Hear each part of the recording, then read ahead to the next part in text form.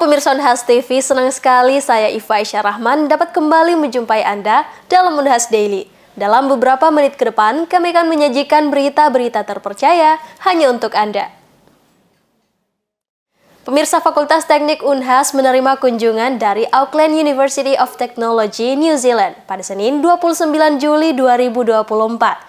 Kedatangan Wakil Rektor dan Head of School Engineering Computer and Mathematical Sciences dari Auckland University of Technology ini membuka peluang kolaborasi yang besar dengan Universitas Hasanuddin. Fakultas Teknik Universitas Hasanuddin menerima kunjungan dari Auckland University of Technology, New Zealand. Wakil Rektor Auckland University of Technology, Profesor Guy Littlefeyer, yang juga merupakan Dekan Fakultas Desain Kreatif Teknologi, bersama dengan Head of School Engineering Computer and Mathematical Sciences, Profesor Tek Chili, mengunjungi Unhas dalam rangka courtesy visit untuk melihat potensi kerjasama yang bisa dijalin, khususnya dalam riset kolaborasi dan pertukaran mahasiswa. Hal tersebut diungkapkan oleh Wakil Dekan Bidang Perencanaan, Sumber Daya dan Alumni Fakultas Teknik Universitas Hasanuddin, Dr. Engineering Insinyur Muhammad Rusman MT. Saat ini dengan Auckland baru pertama kali dan kami berharap dalam waktu dekat akan kita follow up dengan bentuk kerjasama yang lebih real.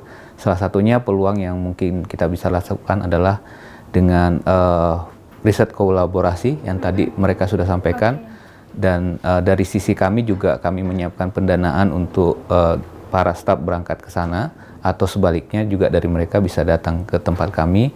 Kemudian dari menurut mereka akan membantu menyiapkan akomodasi selama kita melakukan riset kolaborasi di sana. Dalam sesi diskusi, kedua petinggi AUT ini menjelaskan tentang gambaran profil kampus AUT secara umum, serta Fakultas Teknik Komputer dan Ilmu Matematika secara khusus. Profesor Tek Chili menjelaskan, fakultas ini memiliki 4 departemen, yakni Computer Science and Software Engineering, Mathematical Science, Mechanical Engineering, dan Electrical and Electronic Engineering. Serta per tahun 2025 mendatang, Departemen Computer Science and Software Engineering akan dibagi ke dalam 2 departemen berbeda, yakni Computer and Information Science dan Data Science and Artificial Intelligence. Dalam kesempatan ini, mereka juga mengunjungi beberapa laboratorium dari Departemen Teknik Arsitek, Teknik Sipil, Teknik Lingkungan, Teknik Informatika, dan Teknik Elektro. Guy Littlefeyer mengaku kagum dengan keindahan kampus Teknik Unhas, serta beberapa laboratorium dan fasilitas di Fakultas Teknik yang ia sebut sebagai laboratorium dan fasilitas kelas dunia. It is the first time I've visited the university, yes. First time to Makassar, but not the first time to Indonesia, but it's a pleasure to be here. Can you please describe the visit today, the agenda today? Sure. The purpose of the visit today was to understand more about the university, to determine whether it's a suitable partner for the Auckland University of Technology to get involved with. And we've had very fruitful discussions around research, around student exchange and mobility, faculty mobility, and also opportunities around the development of joint courses. We've also had a fantastic tour of the campus. It's a beautiful campus, and seen some world-class laboratories and facilities. Mereka juga melihat beberapa aktivitas mahasiswa di laboratorium, baik yang sedang menyelesaikan proyek tugas maupun dalam proses penelitian. Profesor Tek Chili sendiri melihat potensi kolaborasi yang besar setelah melihat sejumlah penelitian yang telah dilakukan, khususnya dalam bidang telekomunikasi, kecerdasan buatan, dan berbagai bidang lainnya. Okay, thank you for asking. My name is Tek Chili. I'm the head of School of Engineering, Computer and Mathematical Sciences, and there's a lot of potential. I can see that there's a facility is world-class facility, and then there's a lot of research that's been done in very high quality. Okay, so there's a lot of opportunity that we can work together in this aspect. Thank you very much. Well, I'm not sure about that, but yeah, I think MOU is a little bit too far away for now. I think the first thing that we need to do is to learn to know each other, to know each other better, to know whether we actually have that synergy and some kind of complementary or research collaborations. So from there, things can be developed further, and maybe at that time, maybe we can start talking about MOU. Tindak lanjut dari kegiatan ini ialah penandatanganan nota kesepahaman antar kedua pihak. Iva Aisyah Rahman, Muhammad Syaiful, Unhas TV. Pemirsa, Lakang merupakan kelurahan yang terdapat di Kecamatan Talo, Kota Makassar. Karena lokasinya yang dikelilingi sungai mengharuskan kita menggunakan perahu khusus agar bisa berkunjung ke Lakang. Lantas seperti apa perahu punya Deng Sisi, salah satu warga desa Lakang? Berikut berita selengkapnya untuk Anda. Lakang adalah kawasan delta yang diapit oleh Sungai Talo dan Sungai Pampang. Letak geografis yang unik mengharuskan kita menyeberangi sungai dari dermaga untuk sampai ke Lakang. Hal tersebut menjadi daya tarik tersendiri bagi Lakang sebagai destinasi wisata. Mayoritas masyarakat Lakang berprofesi sebagai petani, nelayan tambak, dan yang menarik ada juga jasa penyeberangan menggunakan perahu. Deng Sisi adalah sosok yang telah menjalani profesi tersebut selama 15 tahun. Kalau terhitung dari sana sekitaran 15 tahun. Sebelum ini pekerjaannya banyak. Ada biasa di sungai, terkadang di sawah. Tapi semenjak kerja ini, yang lain itu mungkin tidak lagi. Dengan tarif Rp1.000 per orang dan Rp1.000 per motor, kita akan menyeberangi sungai untuk sampai di dermaga dan dilanjutkan menempuh perjalanan motor selama 10 menit untuk sampai ke Lakang. Deng Sisi dan rekan penyeberangan lainnya dapat meraup penghasilan ratusan ribu rupiah di setiap harinya. Kadang-kadang biasa 100 atau lebih, ada 6. Ya, yang aktif itu 5. Ini terkadang ada ini, jadi kalau ada ini cukup 6. Ini yang semenjak di sini kan jalur motor ini. Kalau ada tamu-tamu yang naik mobil biasa di sana. Meskipun wisatawan yang berkunjung tidak menentu setiap harinya, jasa penyeberangan ini juga sangat dibutuhkan oleh warga Lakang itu sendiri. Jalur penyeberangan setiap harinya dipadati oleh warga lokal yang ingin menyeberang keluar Lakang atau sebaliknya. Kalau warga lokal hampir ya setiap hari, untuk yang dari luar itu kadang-kadang bisa 3 kali 1 minggu ada, terkadang 1 minggu bahkan biasa juga tidak ada dalam 1 minggu itu.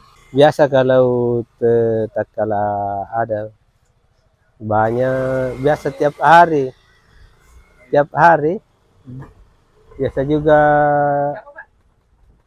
bahkan itu tadi biasa ada dalam 1 minggu tidak ada. Kehadiran bunker peninggalan zaman Jepang juga menjadi salah satu ikon andalan Lakang. Namun sayangnya, bunker tersebut kini menjadi kurang terawat dan tidak diperhatikan. Dulu ada dana perawatannya tapi tidak terlalu lama. Dulu pertama ditemukannya itu ada 7, tapi yang terjaga sampai sekarang itu tinggal 2. Iya. Yang lain sudah tertimbun tanah. Taslia Ramadhani, Unhas TV. Pemirsa, di tengah panasnya bursa pencalonan pemilihan Wali Kota Makassar 2024, sebuah kabar mengejutkan datang dari salah satu calon kuat, Rusdin Abdullah atau yang lebih dikenal dengan nama Rudal. Keputusan Rudal mundur dari Pilwalkot Makassar ini mengundang berbagai reaksi dan spekulasi di kalangan masyarakat serta pengamat politik. Simak berita selengkapnya untuk Anda. Politikus sekaligus pengusaha Rusdin Abdullah mundur dari bursa pencalonan di pemilihan Wali Kota Makassar 2024. Politikus sekaligus pengusaha Rusdin Abdullah, yang lebih dikenal dengan sebutan Rudal, secara mengejutkan mengundurkan diri dari bursa pencalonan Wali Kota Makassar 2024. Dilansir dari Detik Sulsel, kabar pengunduran diri Rudal pertama kali tersebar luas melalui grup WhatsApp yang dikirimkan oleh istrinya, Debbie Purnama. Dalam pesan tersebut, Debbie menjelaskan bahwa keputusan tersebut diambil setelah Rudal bertemu dengan Ketua DPW Nasdem Sulsel, Rusdi Mapasesu, di Jakarta. Dalam pertemuan tersebut, Rudal ditawarkan posisi sebagai wakil wali kota, namun ia menolak tawaran itu karena sejak awal ia berkampanye untuk posisi wali kota. Berkat fenomena tersebut, berbagai tanggapan pun muncul. Salah satu dosen politik Universitas Hasanuddin, Endang Sari SIP MSI, turut menanggapi alasan dibalik mundurnya Rudal dalam pemilihan Wali Kota Makassar 2024. Nah, yang terjadi saat ini kita melihat bahwa partai politik kita sedang tidak berfungsi ketika kemudian ajang pilkada ini kita melihat bahwa banyak sekali partai yang kemudian mengambil keputusan untuk tidak mengusung kadernya sendiri. Jadi justru mengusungnya adalah kader lain. Padahal kan seharusnya kita melihat bahwa di kompetisi pilkada yang hanya digelar sekali dalam 5 tahun, ada banyak kader yang seharusnya muncul di situ, bertarung dan kemudian menjadikan panggung pilkada itu sebagai etalase terbuka di mana itulah pertaruhan hasil kaderisasi dari masing-masing partai sebagai tempat untuk melahirkan pemimpin-pemimpin di tengah-tengah publik. Menjadi lucu sekali rasanya ketika kemudian partai ternyata tidak mengusung kadernya sendiri. Pertanyaannya, ada apa dengan proses kaderisasi? Artinya terjadi disfungsi partai di situ. Partai tidak berfungsi dengan maksimal. Nah, apalagi dengan situasi misalnya adanya fenomena kemarin kader partai tapi kemudian ternyata tidak diusung dan akan memilih orang di luar partai, itu tentu yang pertama itu pukulan yang sangat menyakitkan bagi kader yang sudah bisa dibayangkan berproses sangat lama di partai tersebut, tapi di ajang kontestasi 5 tahunan seperti pilkada ternyata bukan mereka yang diusung. Menurut Tendang, fenomena ini mencerminkan disfungsi partai politik dalam melakukan kaderisasi kepemimpinan. Menurut Tendang, partai politik harus menunjukkan kepada publik bahwa mereka berfungsi sesuai dengan tugasnya. Proses kaderisasi yang baik sangat dinantikan oleh publik, terutama menjelang pemilihan kepala daerah yang hanya digelar setiap 5 tahun sekali. Fenomena seperti ini tidak hanya menimbulkan pergolakan antar kader dalam partai politik, tetapi juga dapat mengguncang persepsi publik.